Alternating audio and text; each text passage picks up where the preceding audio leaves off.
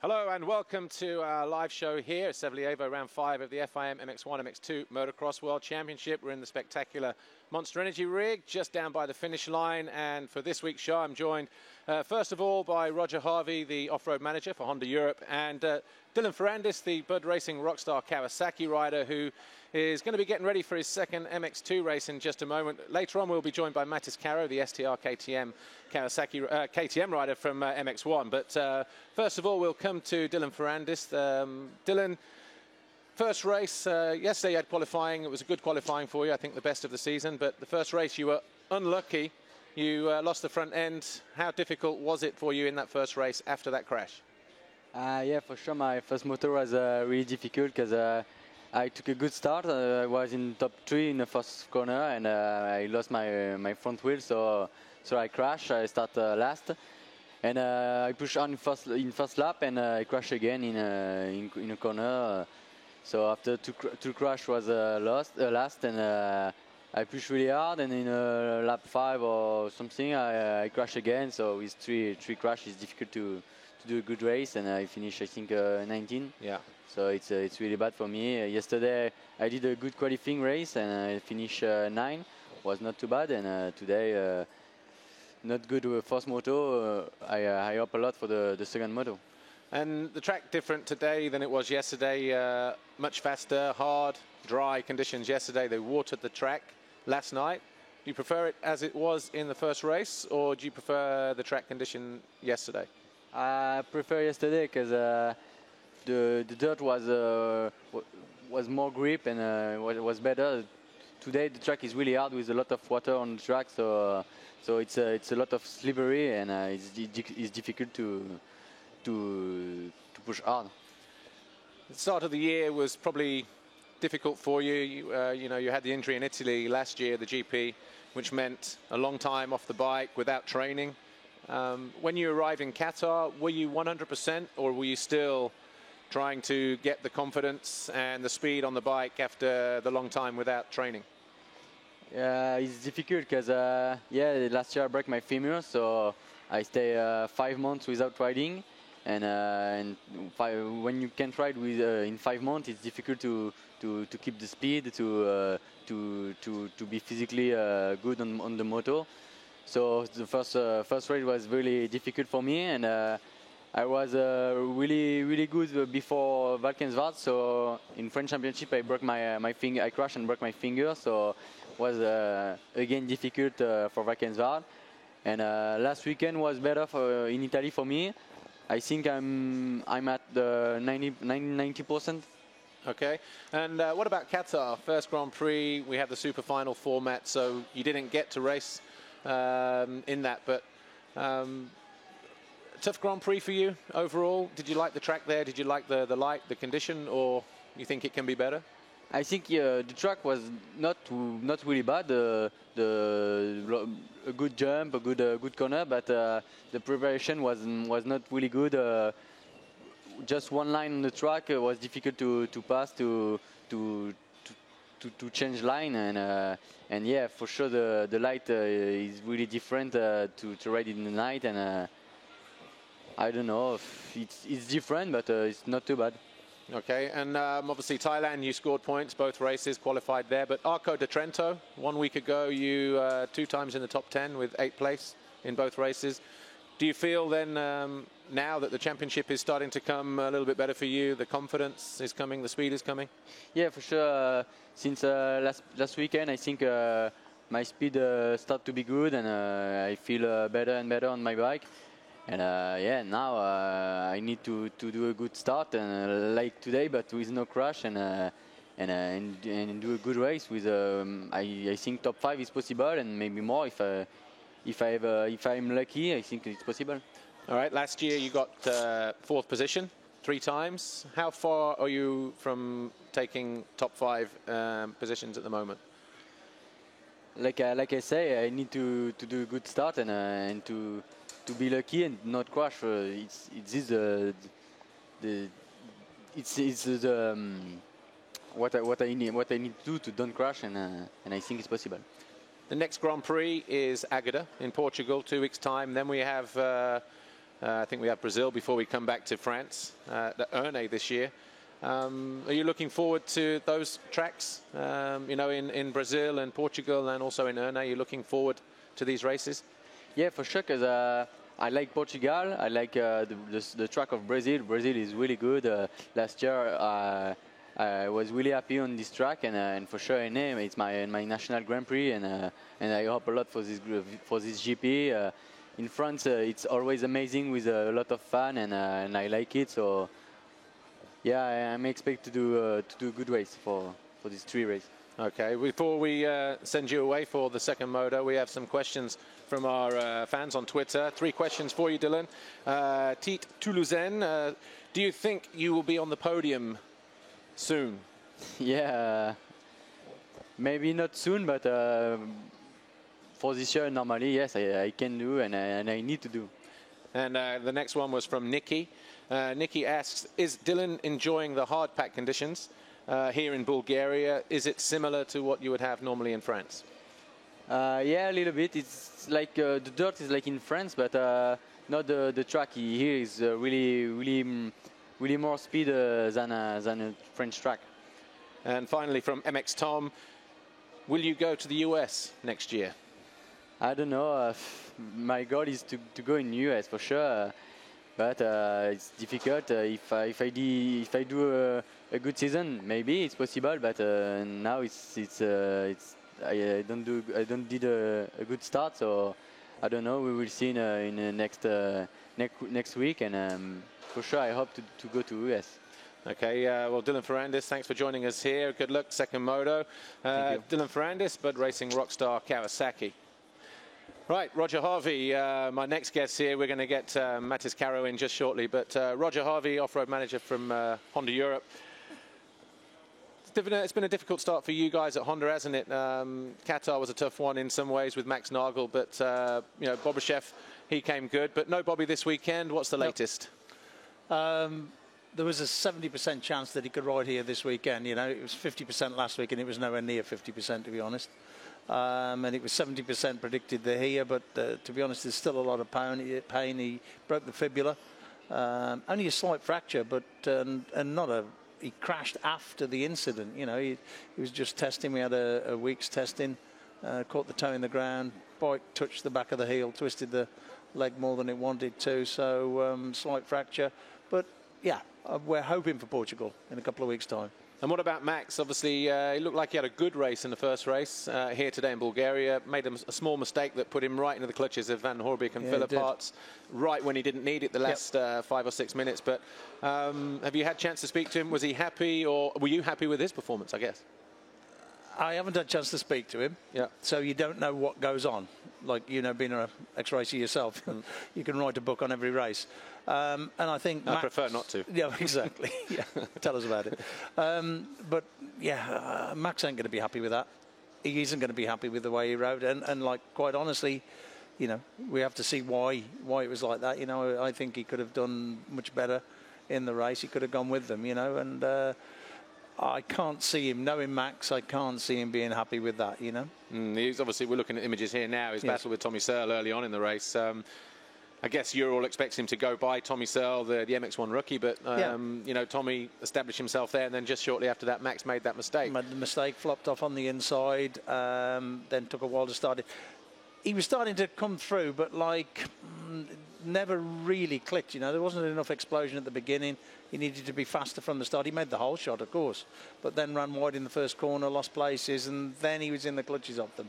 So I haven't spoke to him yet, but I don't think he's going to be happy with that. No, we'll talk a little bit more in a moment. I'm going to bring Matis Caro in, STR Racing KTM, private team. Matis, of course, from Latvia. Matis, good to see you. Riding World Championship again. You missed the start of the season due to an injury just before Qatar and Thailand. Obviously, that would have been very disappointing for you, but you came back in Valkenswaard. Not the easiest track to make a return after an injury. How was it?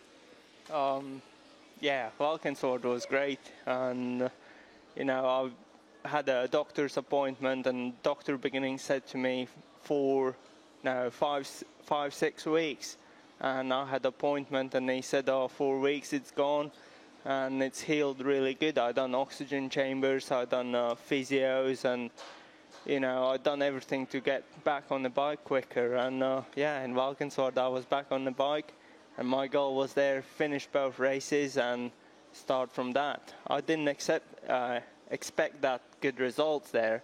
After the races, I was like, you know, still with adrenaline. I was like, oh, I didn't ride that good. But then when I calmed down, I was like, yeah, this is first race after injury, and I'm really happy about that. Yeah, 18th and 14th points in both races. But what was the injury? How did it happen? I don't know, something silly. Like in Lommel, I was practicing, and just still like third lap in Lommel, I was still cruising in the track. There was a little ski jump, and I jumped and landed in one of the bumps, twisted the wrist. And yeah, it was cold that day, and yeah, it was broken. And I guess you were pretty, well, more than disappointed, more than frustrated. I guess you were looking forward to going to Qatar and Thailand to start the championship with everybody else. Yeah, I was getting ready for season, because last year in Sweden I crashed, and yeah, I've been 10 minutes knocked out and broke my back. I healed, and only in January I started practicing properly, because yeah, before that I wasn't allowed. And then yeah, the wrist happened. I wasn't happy at all, and then yeah, I was looking forward, like Qatar, Thailand, never been there, and just wanted to see that place and race. Well, I know Steve Turner, your team owner, team boss, team manager, still has your ticket apparently. He said you can go there whenever you want for a holiday. Yeah, I wanted to go just to watch first couple GPs, but doctor said I have to see him Wednesday afternoon, and the flight was Wednesday morning. That's why I didn't go. Well, you didn't go to the hospital, or you just didn't go to the flight? Obviously, we know you didn't make the flight. But obviously, Valkenswaard, Trentino as well last week. But before that, you had the British Championship, Max's British Championship at Lyng. Obviously, I was down there. I saw the result. You got 3 times third place finish behind Tommy Searle and Tano Leok. And your reaction after the first race, just to finish third, it was like you just won the race. And to go, twice more with, the third place and finish third overall, it was like you just won the championship. Yeah. It must have been pretty special for you just to be on the box, the first championship race of the season for you as well. You know, first British Championship, it's strong championship. Local riders in England, they're fast at their tracks. And Lyng, really, it's not one of my favorite tracks. It's quite narrow, hard to pass someone. Pretty physical as well there, isn't it? Yeah, but I went there, just concentrating again, finished the races, had a good start, and yeah, Searle and Leok was really fast. I tried to stay with them first couple laps to get a gap from everyone else, and then I could finish top 3. And that's again that was second race, I think, after injury, still early. Finished everything. There was my Latvian fans again cheering for me. Just, buzzed me up, and I was so happy to finish third overall. And it was a good performance. And how was the track in Italy last week? Oh, something new. It was really good, I think. Yeah, good. Oh, it's hard to say that, but yeah. I mean, the location was nice, the scenery was great. But yeah, but like again, brand new track. No one's been riding that much there. Okay, maybe Italians been there, but new track. You don't know what to expect, what line's going to be there, and yeah, now we're in Bulgaria. It's like every year here is a GP. Before we came here, we knew where the ruts will be, what the jumps like, how fast to go on the jumps to jump them. Italy was something brand new, and then yeah, it was really good, I think. How was your first race here in Bulgaria? Oh, not so good. You made an okay start though, didn't you? Or? The start was good, decent place, but I wasn't relaxed enough, and then yeah, made a couple of mistakes. They watered the track pretty bad this morning, but it's getting better now. Few lines coming in, but yeah, I made too much mistakes and dropped back, and then yeah, I don't know. I finished 13, I think. Yeah, let me check. Was it 13? I think it was actually. But yeah, next race I'm gonna try better. yeah, 13. And looking forward to the second race. Yeah, yeah.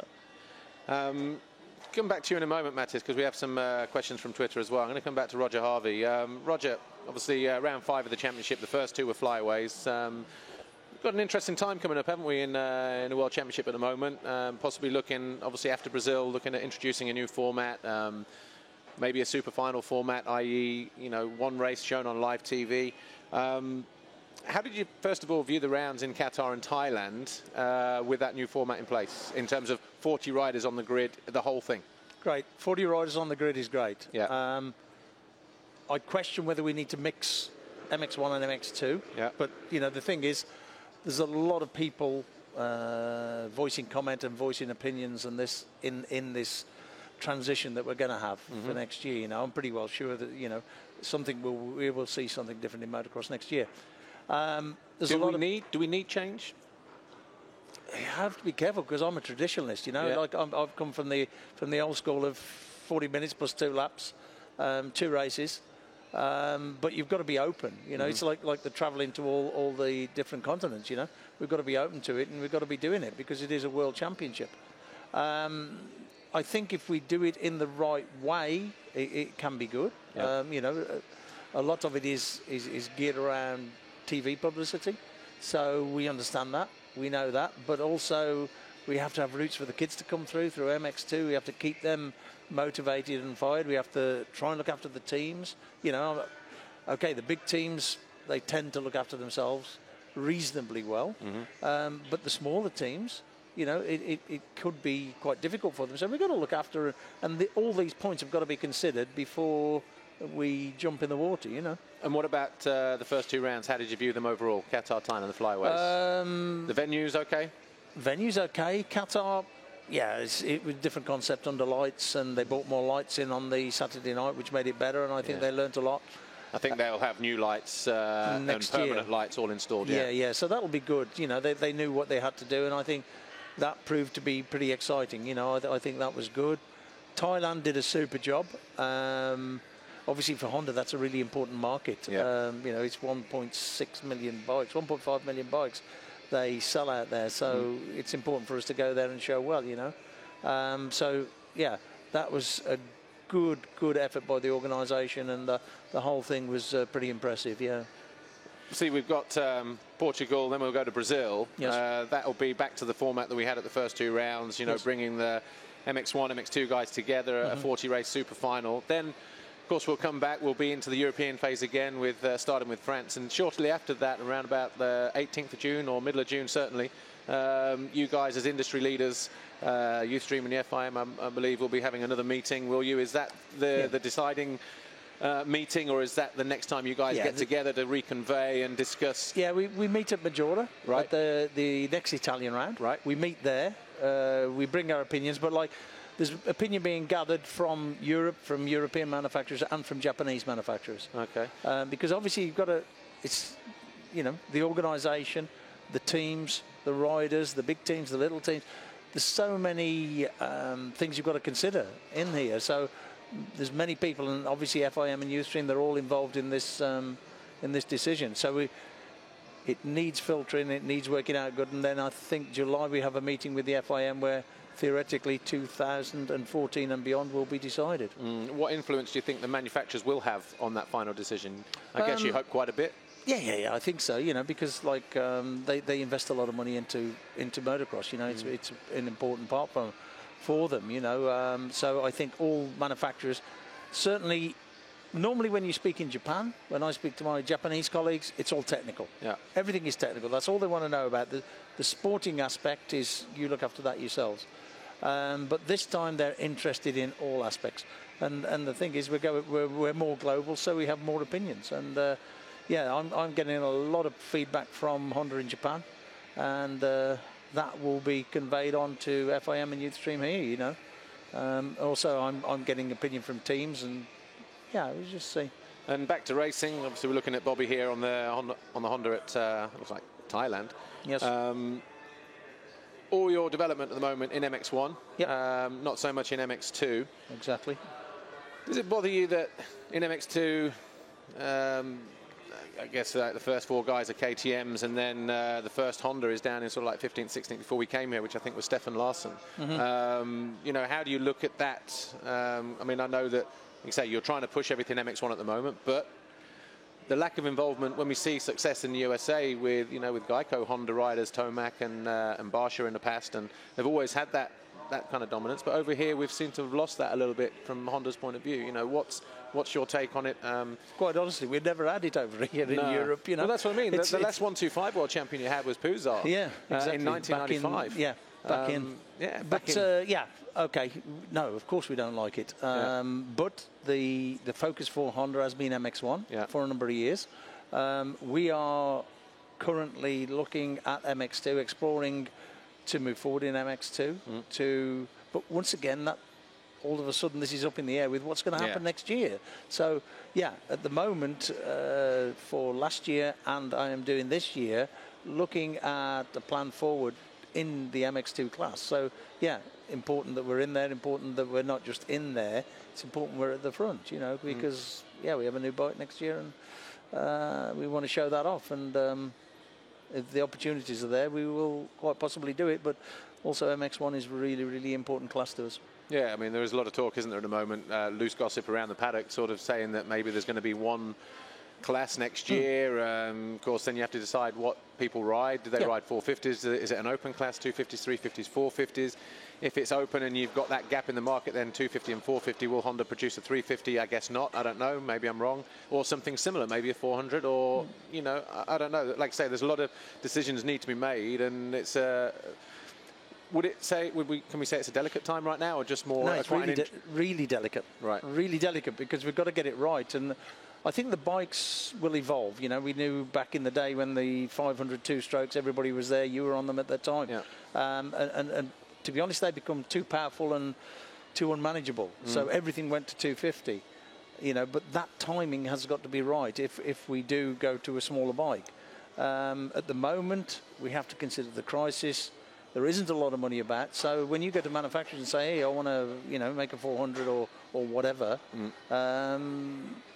they're going to say, hang on, you know, we have this plan for set future years, and at the moment, I don't think any of them are in a position to, you know, start making new bikes, new engines.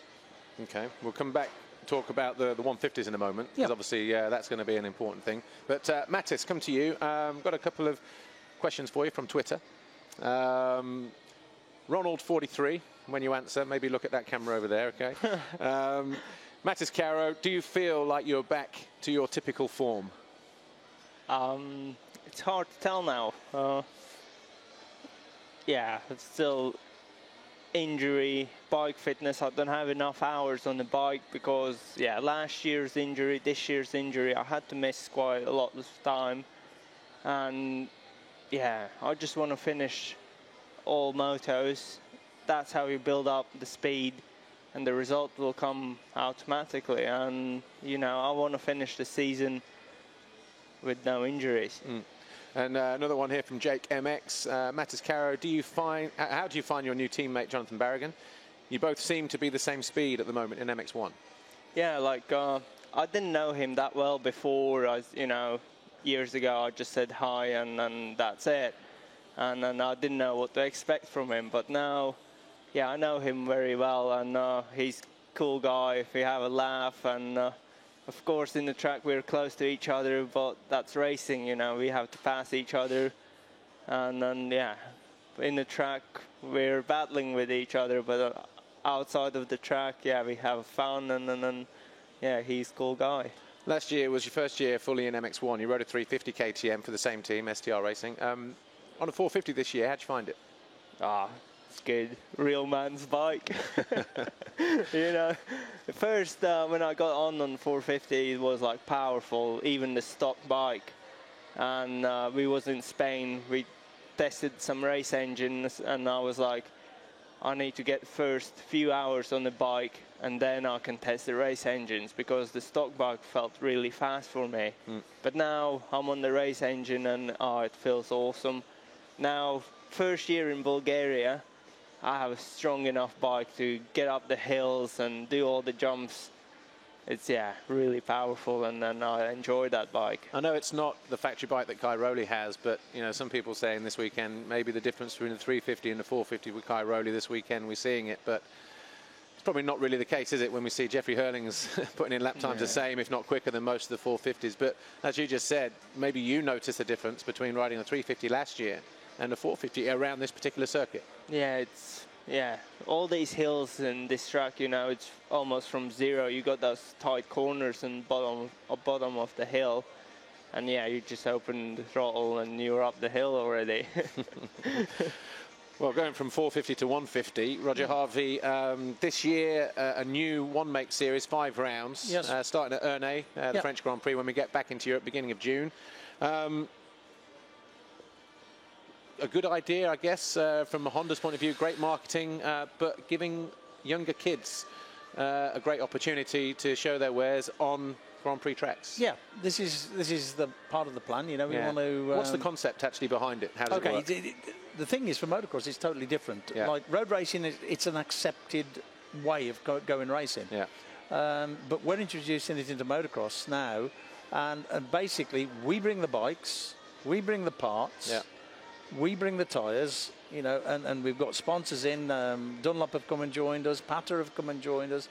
And we bring everything for the kids. So all the kids have got to do is tip up with the kit bag, and Popper will help on the bike. Yeah. Bikes are going to be absolutely stock. So you'll have a couple of rigs or one rig with an awning and all the bikes? One rig's all set up with Honda awnings all the way through. How many riders is it restricted to? No, we can go up to 32. We're expecting Right. about 20, 25 in the first year. Okay.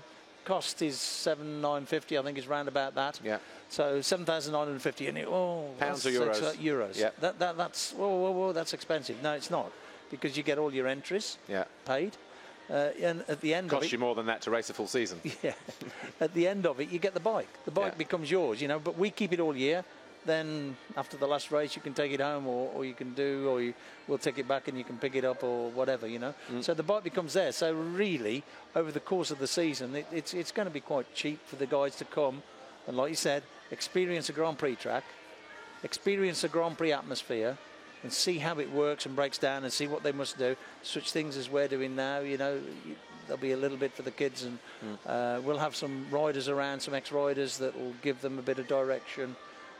We expect the poppers to do the maintenance type things, you know, but we have people there that'll help them also. In terms of what you just said a moment ago then about, what we discussed, I should say, about motocross, you know, approaching a really important phase now in its development and its future and this kind of thing, and the lack of involvement from Honda's point in MX2, is this somewhere where you'd prefer to push your efforts then in developing the younger talent at a much earlier stage, you know, riding these 150s in this one-make series? It's not a preferred route. It's a route that we can see as an addition to what we, you know, to build the pyramid. Yeah.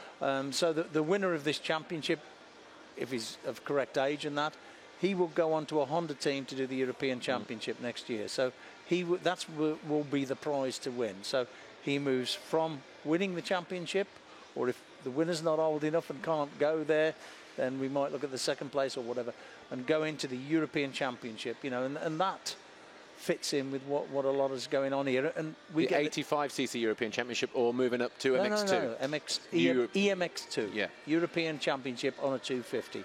And Honda is a four-stroke company, you know. That's back in 2000 it was said that we only make four-stroke engines for their own reasons, environmental reasons.